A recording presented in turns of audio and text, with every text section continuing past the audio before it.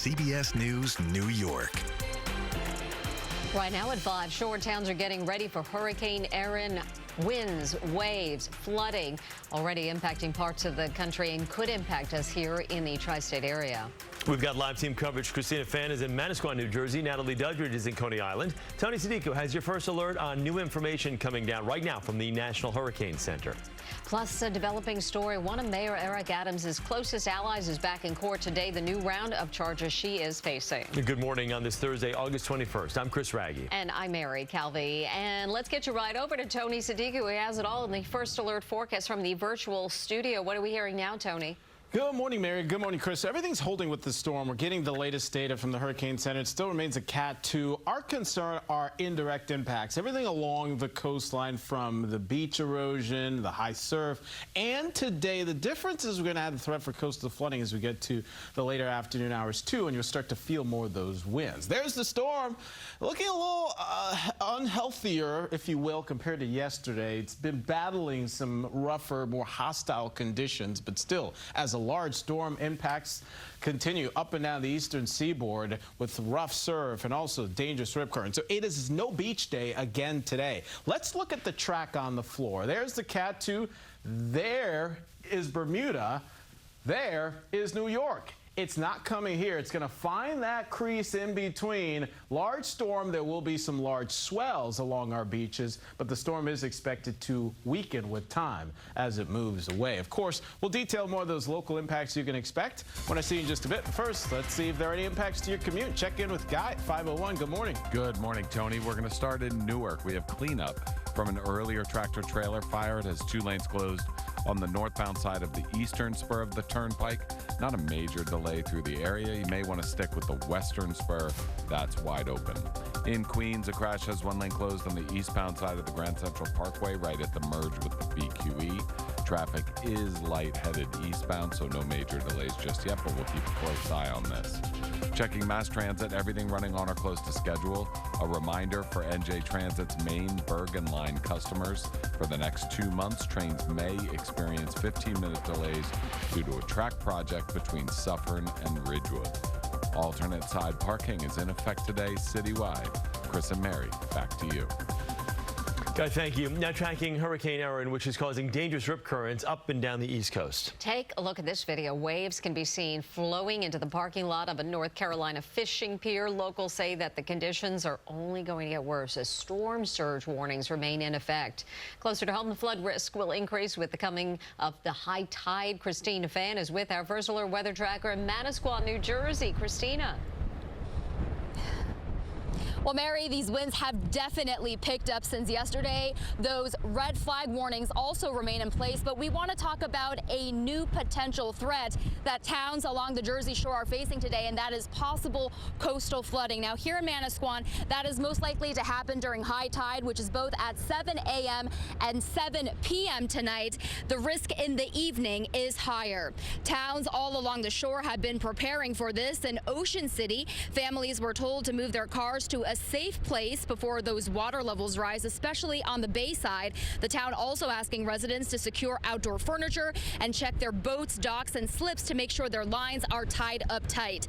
In Seabright, which sits between the Atlantic and 2 rivers, families there are hopeful the metal bulkheads placed along the Shrewsbury River after Superstorm Sandy and those rock barriers along the ocean will help keep them safe. Now, waves today are forecasted to reach between 7 to 12 feet. Here in Manasquan, if you take us back live, you can actually see a sand barrier that the town built yesterday to try and prevent the waves and the water from breaching. Again, remember, swimming is not allowed here along the Jersey Shore, but lifeguards, they will be on duty to make sure nobody takes that risk. And of course, we're seeing these similar conditions all along the shore, New York City and Long Island. And now joining us is Natalie Duddridge. She is live from Coney Island. Natalie, what are you seeing out there? Well, Christina, I can't see you, but I can hear. It sounds very windy where you are. It's a little breezy here as well. Misty, obviously still dark, but we can tell you that the red flags are up, which means that the water, the beach is off limits. Now, the city did close all beaches for swimming through today. Lifeguards won't be at their posts, but instead we are told that they will be, along with the Parks Department, patrolling the sand to make sure that nobody enters the surf. Now, that main impact window today into Friday with dangerous rip currents, high surf, the risk of coastal flooding.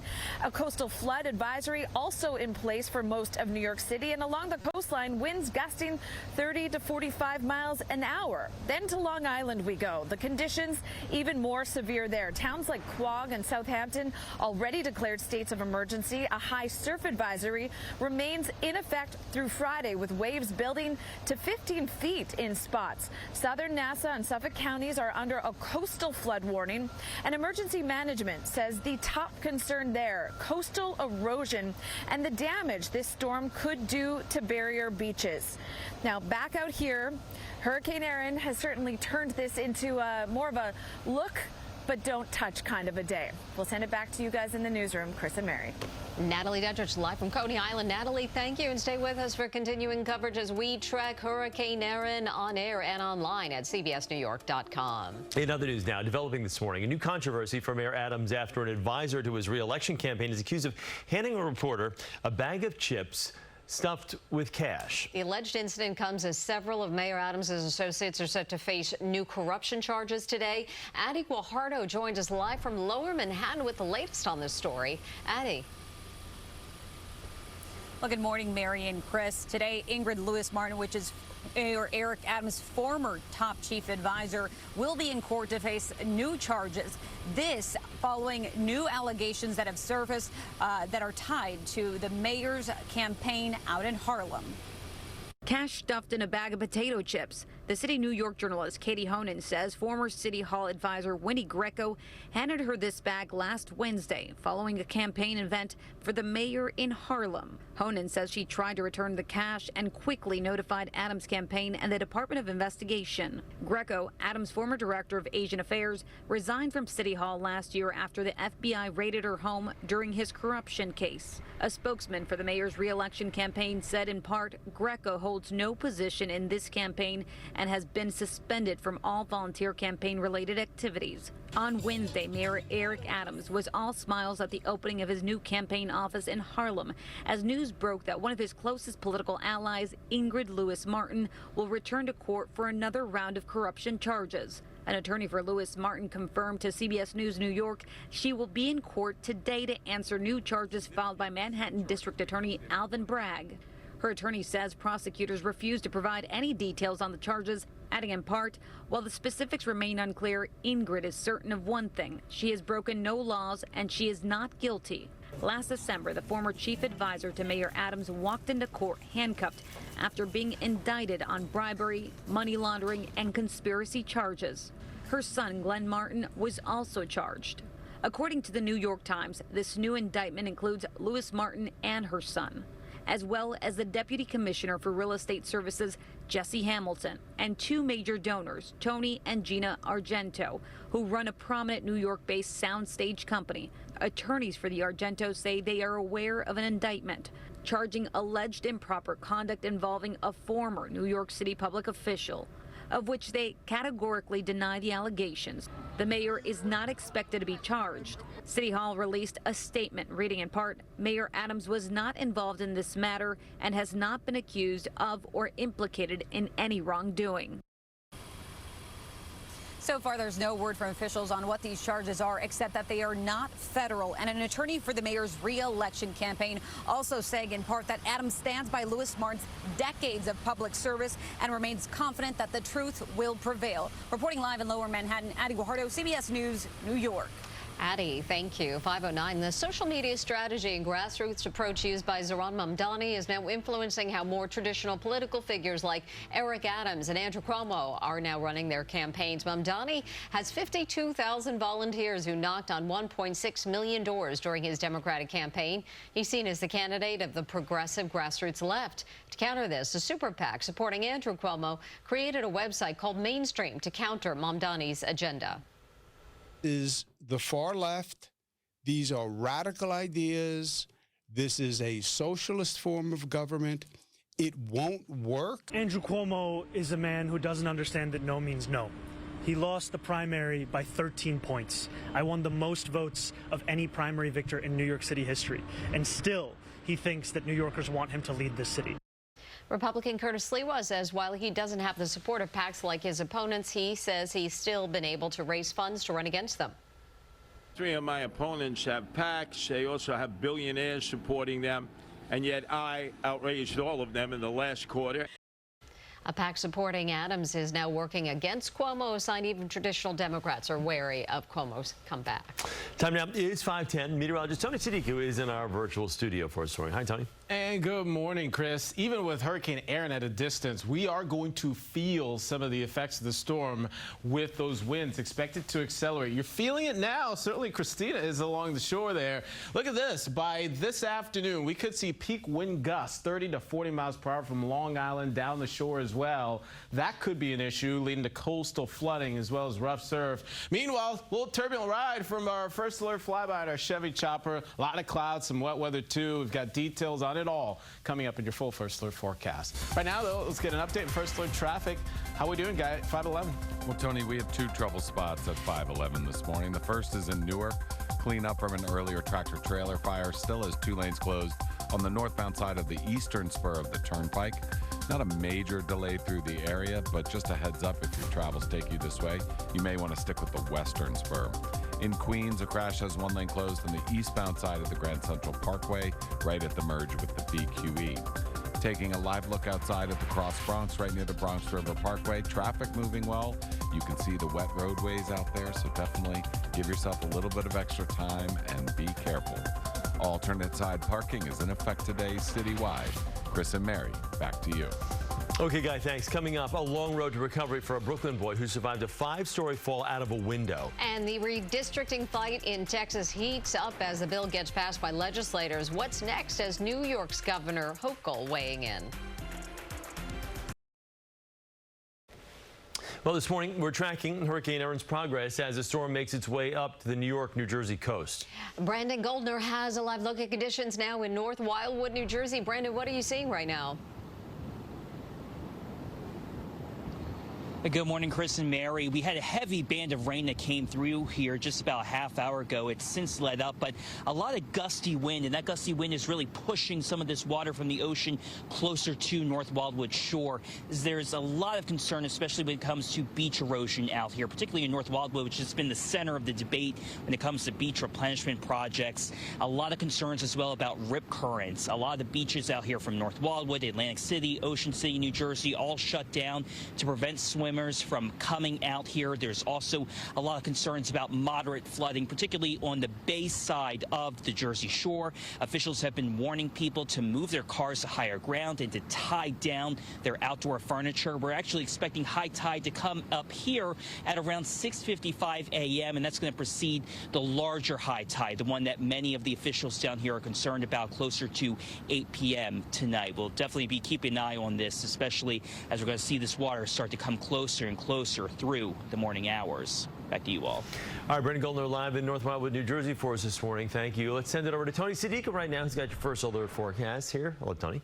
Hey, Chris. And yeah, it's important to know that this is primarily going to be coastal impacts. If you live away from the coast, I mean, relatively, this is going to be of little consequence. But along the coast, very dangerous conditions, and that's what we're watching. Before we get to that, I do want to make sure you've got the first alert about some lingering rain. Some of you hearing the downpours. It's just pouring overnight. I certainly got woken up by it too. Right now, some showers, light in nature through the city, parts of Bergen County, some into the Hudson Valley too. And there's a shower moving into parts of Ocean, so a little damp to get your day started. But now to Erin as we take a look here at the floor, and we're watching a storm that's still a couple hundred miles off the coast of the Outer Banks. Look at this, moving north, and then guess what? That front that brought us the rain starts to give it a little bit of a nudge to go the other direction. So it never comes here. That trend holds. That's been the story all along. So we're not going to get any rain out of the storm. And really, this is going to be about what we can feel, the winds, right? And the visuals of this, too. Off our shores, the waves are going to be angry, especially late today when the storm makes its closest approach to our shores, and we could see some pretty nasty gusts. So we expect at the Jersey Shore for the waves and the seas to build up to maybe as high as 12 feet later today, and that starts to come down tomorrow. Max wave heights Long Island, maybe as high as 16 feet today, and then tomorrow 12 feet. So while the weather improves tomorrow, there will still be some lingering impacts. And I want you to know that even though tomorrow's a bright and beautiful day, we're still not swimming in the ocean. All right, there's Futurecast. A lot of clouds. This cloud stubborn today. Because of that, temperatures will be slow to budge. Eventually, any breaks in the clouds allow temperatures to recover, and we're doing 70s for highs. Look at the winds right now. They're already pretty stiff, 10 to 20 miles per hour. They're packing gusts near 30, and you can see how those gusts will really be accelerating later today. Speaking of winds, this will be interesting. Yankees hosting the Red Sox, always a crowd favorite, but it's going to be a little tough out there to hit too many homers with that northeast wind cutting across the stadium. So 73 today. Remember, it's not just dangerous for swimmers. Boaters, too. We got gale warnings, very choppy seas off our shores. Then tomorrow, we'll finally start to revive the temperatures. We're back in the 80s. That's your weekend. Saturday looks fantastic. Increasing clouds and humidity with a shower late on Sunday. You've got details on your neighborhood forecast in a bit, but at 5:18, let's get another traffic update from Guy. How we doing? Well, Tony, we still have an issue in Queens. We have an accident on the eastbound side of the Grand Central Parkway, right at the merge with the BQE. Thankfully, eastbound traffic through the area is still fairly light at 5:18, but we'll keep a close eye on this. Taking a live look outside at the Mario Cuomo Bridge, traffic moving well in both directions. No delays into Rockland or Westchester counties. Checking mass transit, everything running on or close to schedule. Just a reminder for NJ Transit's main Bergen line. For the next 2 months, trains may experience 15-minute delays due to a track project between Suffern and Ridgewood. Alternate side parking is in effect today citywide. Chris and Mary, back to you. Guy, thank you. 5:19 right now in Brooklyn. A young boy incredibly survived a 5-story fall, but has a long road to recovery after suffering brain trauma. His mother says she was home with her 3 sons when her youngest child went into his bedroom trying to find a toy, opened the window, and fell out. Neighbors say Sheepshead Bay houses normally have window guards, but Balu Kamara says she removed the broken air conditioning unit from his bedroom window earlier this summer and forgot to call maintenance to replace the window guard. The 5-year-old landed on a grassy area of the Avenue V residential building, which may have helped pad his fall. He has a broken leg, and they remove his cuff out from his head, so to support the brain. So they put the needle in his right leg, and to put the medication go through his brain. Kamara says the boy will need another surgery to replace a part of his skull once the swelling goes down.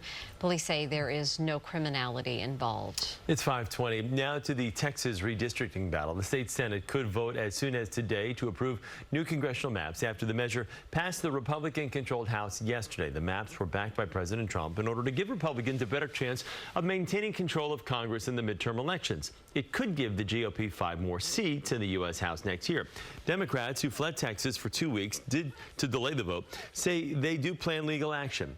Governor Hochul, who previously voted to fight partisan redistricting with a plan of her own, said last night I should say, in New York, we will confront Trump's illegal insurrection head on. We'll meet him on the same field and beat him at his own game. 5:20, let's take a look at your Money Watch. Futures, they're down this morning as investors await reports on weekly jobless claims and existing home sales. Also today, traders will be watching for earnings reports from companies like Walmart, Workday, and Zoom Communications. Minutes from Fed's July meeting showed policymakers were more concerned about the threat of higher inflation than the state of the labor market, leading the central bank to keep its key rate unchanged. And a mixed close on Wall Street yesterday. The Dow rose 16, S&P dipped 15, the Nasdaq dropped 142. It is 5:21 right now. Up next, Mets looking to make it 4 in a row in D.C., but guess what? They could not capitalize. A little Washington, D.C. reference. We've got some highlights of last night's game versus the Nats. And a Little League team is on a roll from our area. The exciting comeback has them now championship bound for Saturday.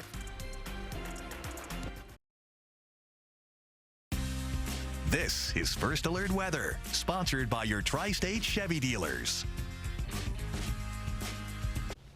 And good morning. Nice to see you on a Thursday morning. Thanks for spending part of your morning with us here on CBS News New York. Another changeable weather day like every day this week. Today it's clouds early. If you live in New Paltz, temperatures pretty chilly, 50s this morning. You will manage to climb out of it, 60s, maybe around at 70 with clearing skies late. Early chance for a shower, sure. But I think for you, you're going to avoid those coastal impacts that we can see down the shore and along the shore in New York, too. Long Branch, New Jersey, for instance.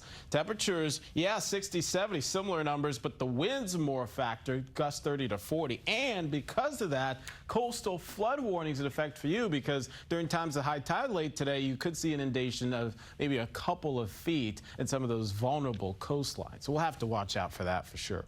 Out the door, watch your footing. Maybe you got some shoes that could handle some puddles. You got that. A little extra time getting around. Umbrellas for some of you dealing with some showers. It's not going to rain all day. The trend is drier this afternoon. Look at the highs. Still not very August-like for sure. We're missing the mark by about 10 degrees. Numbers in the 70s. We may get up heading into tomorrow with a return into the 80s. Got more details in a bit, but at 5:25, let's get you out the door and on the roads. How we doing out there, guy?